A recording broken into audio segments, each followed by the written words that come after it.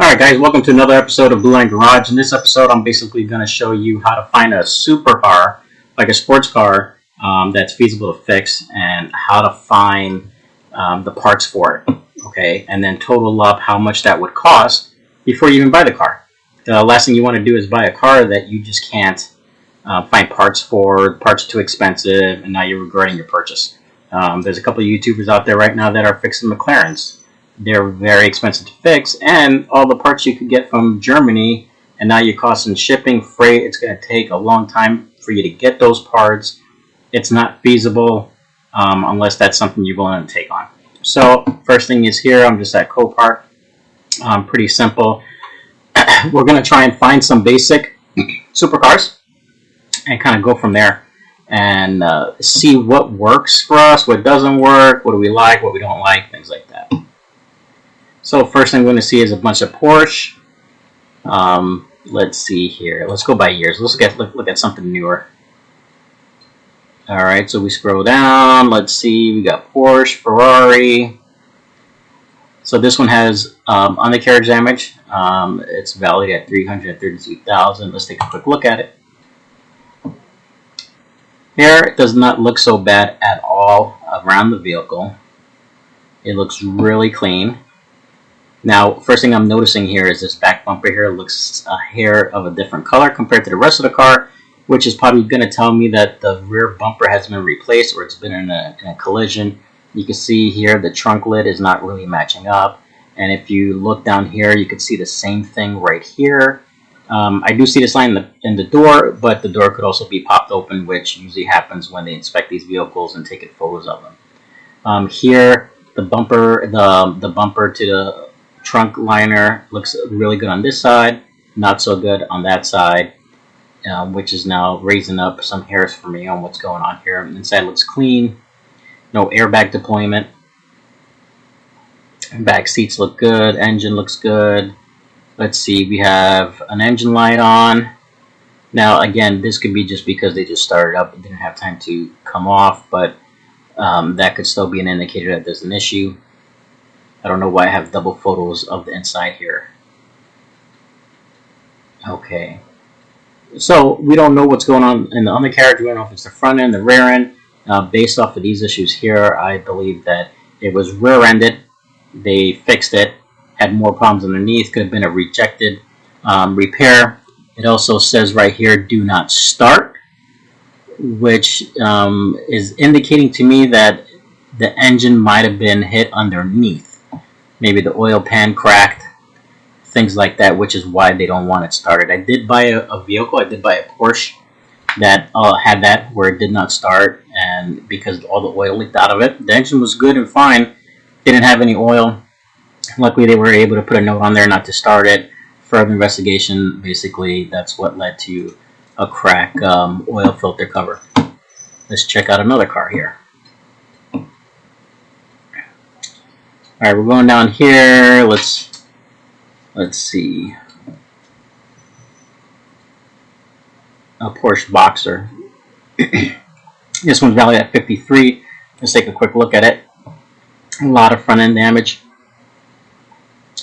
Basically, first thing what I do when I look at all this is all the body parts first, and then I work my way in. So basically, I got all the body parts, probably except for the hood. Right. Back end looks fine to me. They do have some parts here, but don't always count on extra parts coming along. So I'm going to need a new tub, new sealer, probably some of the inner fender liners, radiator, AC lines, pipe condenser, if that's been hit, crash bar in the front. Hopefully the frame's not bent. But let's get to a car that I already looked up for you guys, and I want to show you.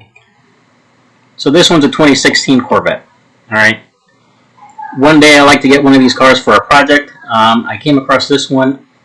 I did research on it as if I was going to buy it, and I want to go over what I look for in cars like this. All right. So first thing I look at is the location. Is it up for auction yet? It is. It's actually up for auction 2 days from now. And it's a pure sale where there's a seller reserve. I usually don't go for those because they try and get full value for the cars because it's being sold as a private sell. So pure sale is basically if somebody bid at $1, you're getting this car for $1 basically. You always want to check your eligibility status. I'm always good. So pretty much this car right now meets all my satisfaction. It says here estimated retail value at $42,000. I did look up this car on Kelley Blue Book, which I'm going to pop up here in a second. Here we go. So here for a private party, full value is at about $42,000. Okay, so between 39 and 44. Let's just go with $40,000. All right, so the car is valued at $40,000. Now, what they say is if it's a salvage, which this does, you cut that price in half.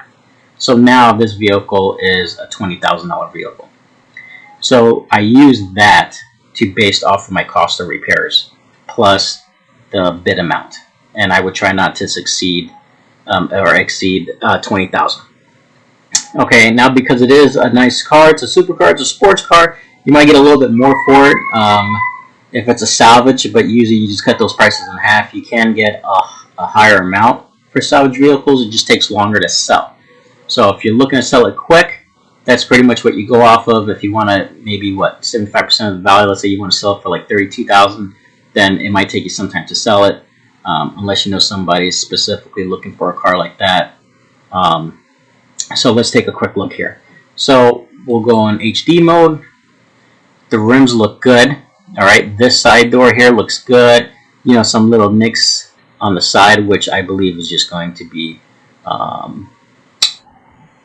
old wear and tear. Now you can see two different color markings. You see that green little marking there, and then you see these yellows.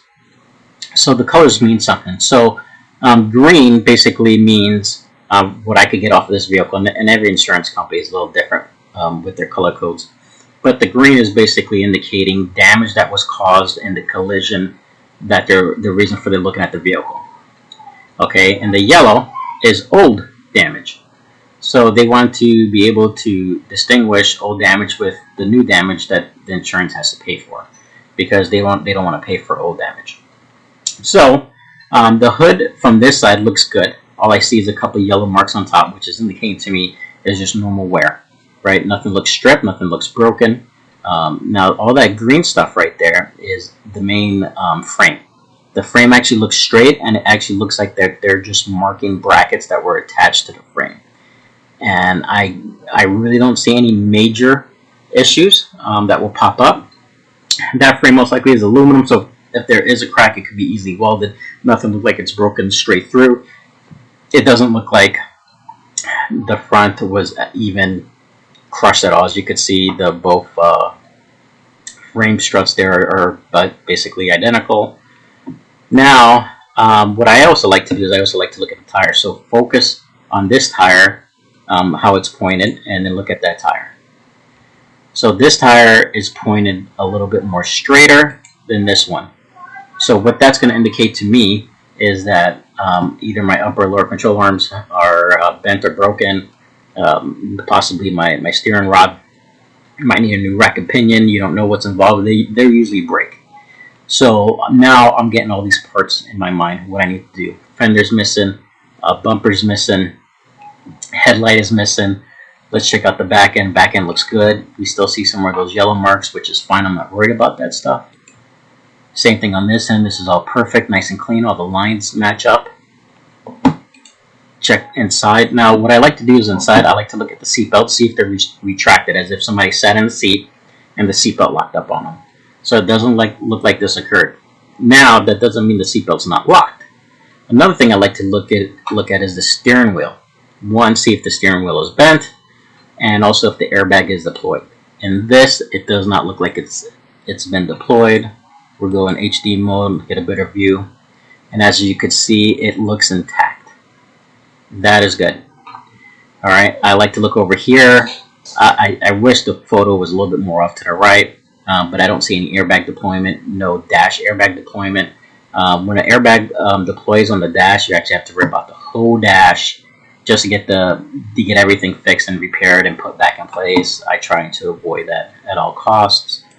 Sometimes I will try and jump to pictures like this and see if I can see through the window on the dash, because sometimes they don't take good photos. Same thing here. I like to look up and I don't see any deployments. I don't see the windshield crack, so I am 99% sure airbags did not deploy. Let's check out the engine compartment here. So this hood does open forward, but it did not seem like it was latching all the way. I don't know if it's just because these parts were there. Most likely that's what it is. So most of the damage appears to be on the passenger side. Again, look, they have green markings there, and this is very helpful. They mark everything. As you could see, that little screw that kind of got ripped off of there, they even marked.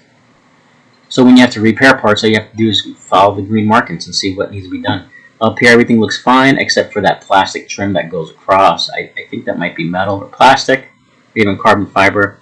You can see that it's missing all the screws for it, and the indication to that could be either one, it was attached to the hood, or it was attached to the front, and when it got hit, it probably popped off. But most likely, looking up other engine compartments of these vehicles, it was attached to the bumper. So what I like to do is, to make sure everything is good to go in the engine compartment, I will actually Google this make and model car and just look up engine compartment photos and see what's missing and what's not missing. And that kind of helps to make sure, am I missing a cover for here, a cover for there, a hose, things like that. Now let's take a look at this backup camera here. Now this backup camera basically tells us what's coming with the car. So it looks like we have a fender that's damaged. So we're going to need a new fender, and there's a bumper that's kind of all curled up. And the reason why this might be somewhat good is we could take some of the parts off of these things. So if there are sensors on the bumper, grills that were not damaged, and sometimes grill coverings can be costly. I've saved a lot of money just taking up random parts off of these things like this here. So let's go back to the front. We'll take a look at this headlight on this side. Everything looks perfect. All the lines line up. It looks like there's a slight little pinch by the door seam over there. It is in green. That might just need to be pulled forward just a little bit. Nothing too worried about. And we'll look at the front. Has the front absorber there. Upper, I don't really see a lower. I don't know if that one's in the middle is a lower. And that's it. So now let's figure out how much this is going to cost us. Okay.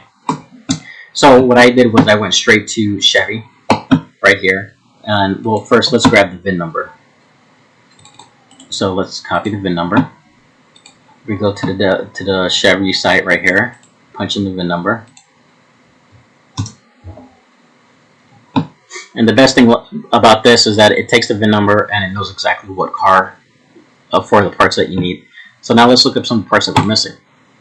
Alright, let's go with the front bumper here.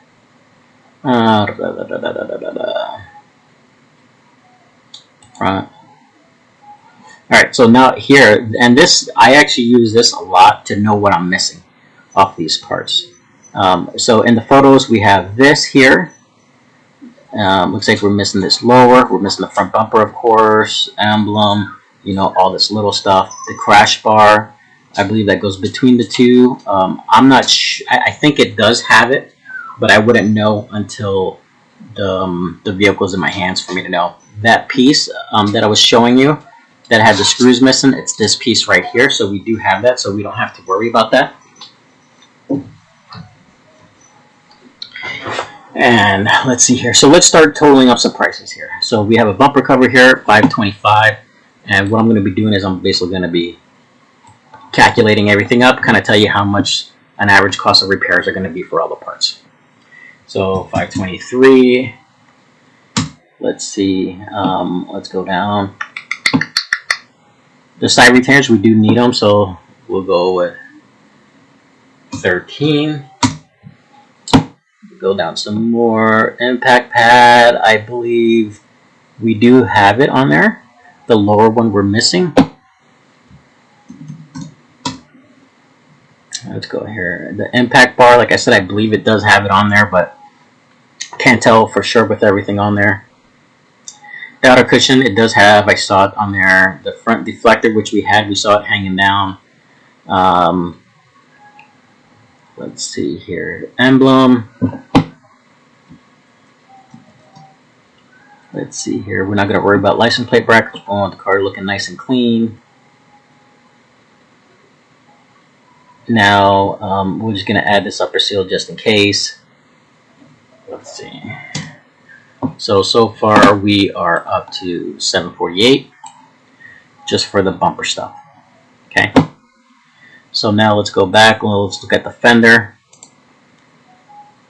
Alright. So we need a whole new fender. We're looking at right 662.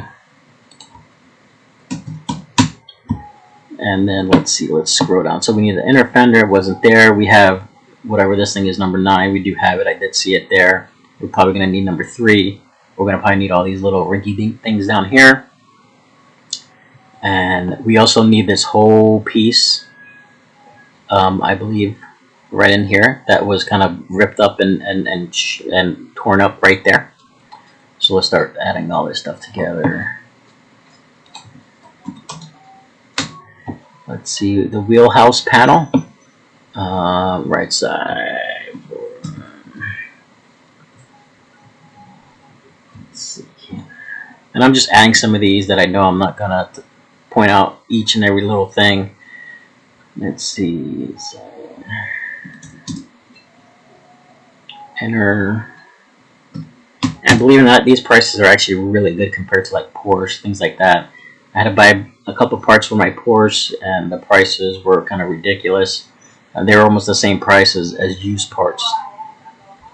Let's see.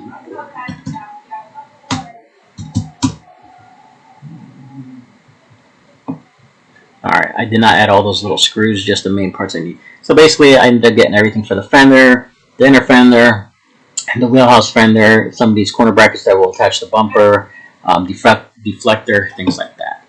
Now, we have the body basically done. Okay, now let's move inward a little bit. We have issues with the tire, so let's talk about the suspension. We'll grab the suspension here, front suspension. Alright, so these are the control arms right here, 7 and 9. Probably need 4 as well. So let's see, 4, 7, and 9. Let's check it out. 4 here, shock absorber. Most of the time these are good, but I'll add it anyway, just to see what it is. Now there's 2 different types of there's a shock absorber and absorber. I don't know exactly which one this one needs, but let's go ahead and just do $200 on that. Alright, let's go down. What did I say? 7. Where's 7? My upper control arm, that's going to be another $100. Okay, my lower control arm, 180. Alright, stabilizer bar is going to be good. Let's check some of this stuff out here. We'll go with number 11, just stabilizer link. Let's see. Right here, it's going to be 30.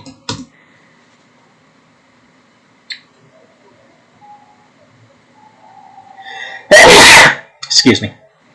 Now let's look at here. Leaf spring. I did not know they even had a leaf spring, but I do not believe it is damaged. So we're just going to ignore it for right now. It's not that expensive. Alright, so we got that going on. Now let's go back here and let's look for the headlight, because headlight could be expensive, right? Where's the headlight at?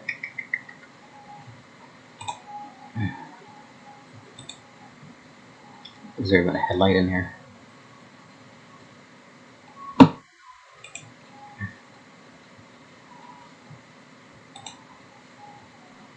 Alright, here's the headlight. So that's number 2.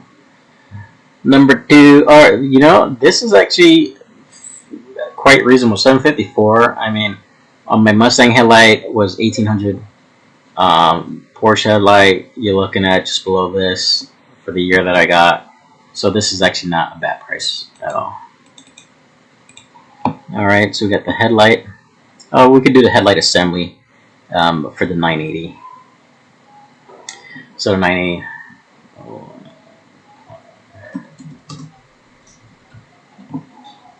Alright, let's see. So we got the headlight set up. Let's see what else we need. Let's go back to the car and just look again real quick here. Now the thing is, I don't know if it has a cooler. There's no cooler up. Sometimes they have the coolers right in front of the tire. That's right inside the bumper. This one appears not to have it. And I don't know that for sure, because all I see is electrical wires. I don't see any kind of tubing at all. Let's check the other side. I don't see one in there either. So most likely it doesn't. It's not going to be in there. Alright. Alright, so there are going to be some little knickknacks that you are going to be missing in this. Let's check the engine cover here real quick. Intake is all in there. Which way does the intake go? It goes right there. Doesn't look too bad. You might need to buy some intake parts if that.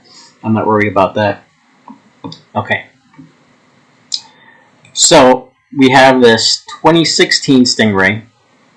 Private party sale, $40,000. Cut that in half, you got $20,000. Now the thing is how much would you spend on this? I think my top bid on this would probably be $16,000. My cost of all the parts that I showed you is about $3,500. Okay, that does not include any body work that I need to get done by a body shop. Doesn't include paint, labor. There are a few things that I could do myself that you might not do, and there's some things that you could do all of it that I can't do and save you a lot of money. So let's say I need to get everything painted up, clean up the body, resprayed, maybe move a frame or two, just make like the driver's side fender, maybe pull that out a little bit. Let's go with this looks like 2-stage paint, not 3. Let's go with at least $2,000. Is probably how much I would pay.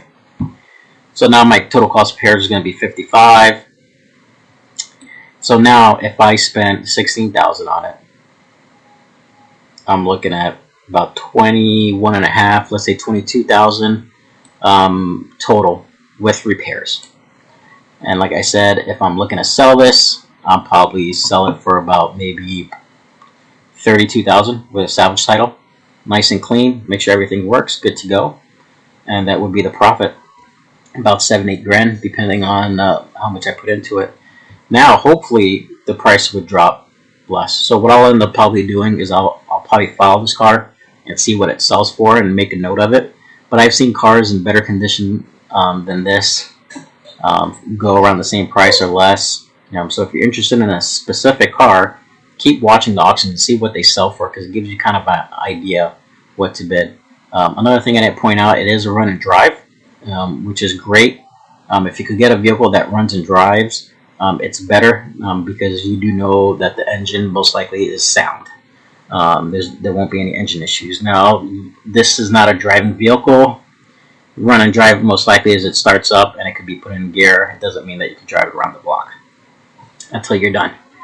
Now another thing to notice too, it's automatic.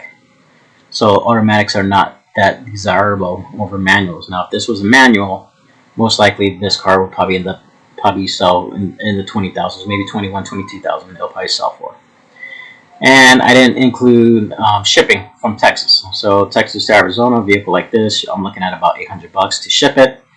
If it's close enough, I'll just drive out there myself with a trailer and pick it up, depending where you're located.